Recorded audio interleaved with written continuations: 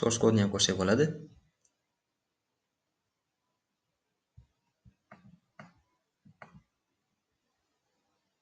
Source kodsiz ham eplasak bo'lagan tushuntirishni. Xullas, bu yerda rasm so'rayapti degan, bizda rasmdan ham boshqa bemalol boshqa faylni yuklashimizga ruxsat berib qo'yapti.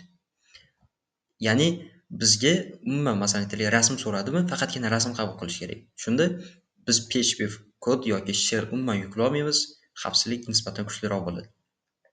Faqatgina bu birinchi himoya turi, ya'ni biz xohlagancha PHP fayl yuklayotgan paytimizda ham ba'zi narsalar qilamiz, qaysiki faqatgina rasm so'ragan holatda ham, faqat rasm qabul qilaman degan holatda ham biz bemalol PHP fayl yuklab olsak bo'ladi. Juda ham ko'p usuli bor xavfsizlikni aniqlab o'tishni. Lekin birinchi sabab shu, ya'ni rasm so'radim, faqat rasm qabul qilish kerak. Ikkinchi uchinchi xavfsizlikka o'tilgan bo'lsa, ya'ni xavfsizlik turiga aynan shu bo'yicha, masalan, rasm yukladimi, rasm yuklagan paytda birinchi o'rinda aytdiki extension, ya'ni fayl turini tekshiradi. Rasm so'rayaptimi, faqat rasm qabul qiladi. Ikkinchida fayl signature degan narsa bor, ya'ni faylning signaturasi. Hozir buni ko'rsaman nimaligini. Xuddi o'sha narsani tekshiradi. Keyin faylni nima qabul qilayotgan bo'lsa, xuddi o'sha narsani qabul qilayotganligini o'zi HTTP serverda ko'rsatib qo'yadi. Xuddi o'shani ham o'zgartirish mumkin, uni ham tekshirish kerak. Ya'ni faylni aniq tekshirib olmasa, faqatgina masalan aytaylik biz PHP o'rniga oddiy rasm yuklab, rasmni PHP qilib yuborsak ham bo'ladi aslida. Yaxshilab tekshirmagan hisobiga aynan shu zaflik kelib chiqadi. Yaxshilab tekshirmagan hisobiga degan joyimda faqatgina biz remote code execution zafligini olmaymiz fayl yuklagan paytimizda. Xo'p, Alibabada shunaqa narsa bo'lgandiki, chat bo'ladi. Alibabada xaridorlar bilan savdogarlar gaplashsa bo'ladi. Xuddi shu joyga kirilgan paytda rasm yuklasa bo'ladi. Rasm yoki media bemalol yuklash mumkin. Faqat bu yerda hozir aytganimdek PHP adashmasam yuklash iloji yo'q. Yuklagan holatda ham umuman uni ishga tushirmaydi. Ya'ni qat'iy yuklaganini ham bilmaymiz. Xo'p, shu paytda remote code execution zafligi chiqmasligi aniq, tekshirsa bo'ladi-ku, faqat chiqmasa ehtimol ko'proq. Xuddi shu paytda masalan aytaylik, rasm yuklangan joyga biz birorta zip fayl yoki bo'lmasa juda ham katta faylni yuklab olishimiz xato. Masalan aytaylik, veb-saytga kirdik. Veb-saytga kirgan paytimizda bizdan faqatgina rasm so'rayapti. Rasm aytaylik, eng ko'pida 5 megabayt bo'lishi mumkin, 10 megabayt bo'lishi mumkin agar tiniq bo'ladigan bo'lsa. Bu yerda biz shunchaki kichkina rasm yuklaydigan joyga biz xohlasak gigabaytlab fayl yuklab olsak bo'ladi.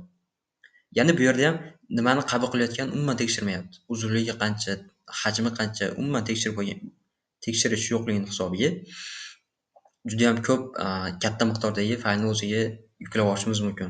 Bundan nima zarar?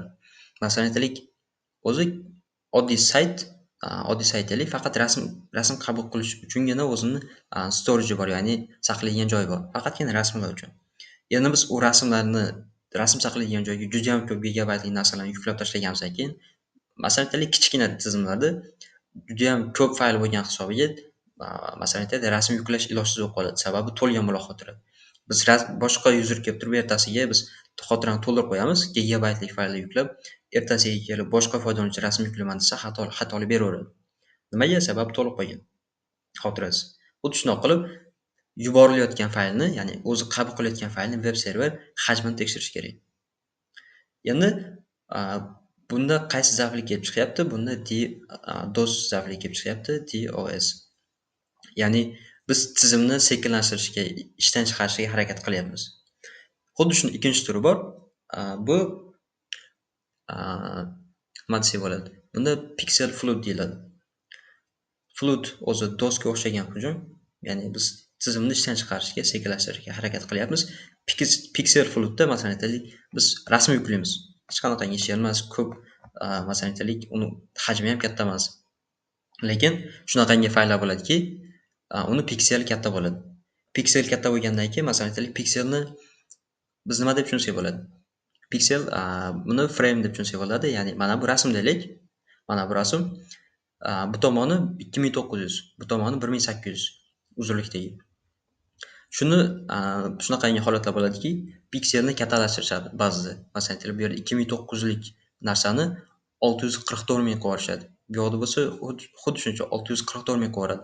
Bunda piksel o'ta kattaligi hisobiga tizim uni ocha olmasdan ba'zi holatlarda o'chib qoladi. Bu yerda yana ko'rishimiz mumkin, veb-saytga fayl yuklaganimizda veb-sayt demak nimani qabul qilayotganini ko'rish kerak, hajmini ko'rish kerak va uni yaxshilab tekshirish kerak. Yaxshilab tekshirmagan hisobiga hozir oxirgi tushuntirgan zaifligimga o'xshab rasmni masalan aytaylik pikseli bor, pikseli o'ta kattaligi hisobiga veb-sayt ba'zi paytlarda qotib qoladi yoki o'chib qolishi ham mumkin. Xuddi shu narsa Alibaba saytida chiqqan, ya'ni Alibabaga kirib, chatiga kirib turib rasmni yuklaymiz. Rasm aytilganda piksel o'ta katta. Odatiy fayllarda ham eng kattasi bu yoq 2800 ga 1800 bo'ladigan bo'lsa, xo'p, u narsa adashmasam 64 ming edi ikkala tomoni ham. Yuklagan paytda chat qotib qoladi. Xuddi shundoq zaiflik turlari kelib chiqishi mumkin fayl yuklagan paytimizda. Xo'sh, endi amaliyotga o'tsak bo'ladi.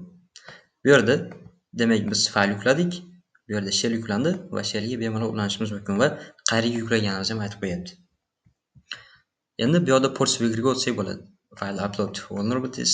Bu yerda birinchisini boshlaymiz. Xo'p, lab contains vulnerable image upload function. Xo'p, demak bu yerda rasm yuklangan joyda zaiflik bor deyapti. It doesn't perform any validation. Aytayaptiki, umuman tekshirmaydi nima qabul qilayotganini deyapti. To solve the lab, upload a basic PHP shell. Hozir aytganimizdek, laboratoriyaga tushib PHP shell yuklang, web shell yuklang deyapti. Use to exfiltrate content of file. Xo'p, web shell yuklanki, mana buni ichidagi, mana bu secret degan fayl ichidagi narsani olishingiz kerak. Shu shell yuklash orqali deyapti. Xo'p, keyin submit secret using. Keyin secret faylni olganingizdan keyin uni nimaga topshiring? Laboratoriyaga topshiring, keyin bemalol erishishingiz mumkin deyapti. Endi you can login into your own account using following credentials. Mana bu narsa orqali o'zingiz faylingizga ulanishingiz mumkin deyapti, ya'ni o'zingiz akkauntingizga. O'zlari akkaunt beryapti. Laboratoriyaga ulanamiz. Solution nima deyapti? Xo'p, demak, files avatar mana bu yerga yuklanadi. Shunchaki mana buni yuklasak bo'lar ekan. My accountga kiramiz. Bizga allaqachon akkaunt berishgan. Demak, ism Peter, password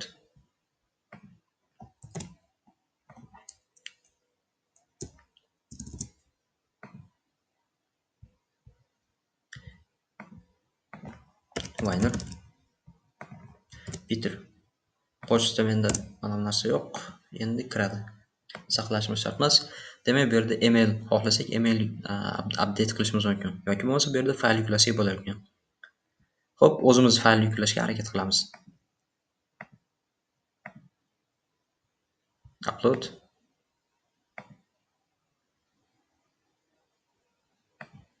File avatars shell has been uploaded deyapti. Xo'p, demak avatarsdagi avatars degan faylda shell php fayl yuklanibdi deyapti. Back to my account. Bu yerda ko'rgan bo'lsak, hozir bitta narsa o'rgataman. Masalan, aytaylik, ko'p holatlarda uchraydi. Biz fayl yuklaymiz, shell yuklaymiz, veb-saytga hammasi yuklanadi. Umuman to'siqsiz, lekin qayerga yuklanganini topa olmaymiz. Xuddi shu paytda birinchi usul, aniqroq ikkalasi ham bitta usul, lekin boshqa joyda. Masalan, aytaylik, bu yerda avatarning rasmi bor, ko'rishimiz mumkin, nimadir yuklangan, lekin chiqmayapti. Buni ko'rgan bo'lsak, o'zi xayolimizga kelish kerak, nimadir yuklangan, lekin chiqmayapti. Reload image qilgan taqdirimizda ham ishlamadi. Endi buni open image in new tab qiladigan bo'lsak, biz ko'rishimiz mumkin, mana bu yerga xo'p olib chiqib qo'ydi. Demak, fayl ichidagi avatar ichida shell php. Buni qanaqasiga bu yerga kirib qoldim to'g'ridan-to'g'ri. Qayerga yuklanganini bilmasam. Sababi yukladi va linkini mana bu yerga qo'yadi. Sababi biz mana bu yerga yukladik phpni. PHP faylligi uchun ishlamadi, lekin mana bu yerga turibdi. Va mana bu yerga kirsak, xuddi o'sha narsa. Demak, bizga nima kerak? Demak, home cards ichidagi secret degan narsani olishimiz kerak ekan.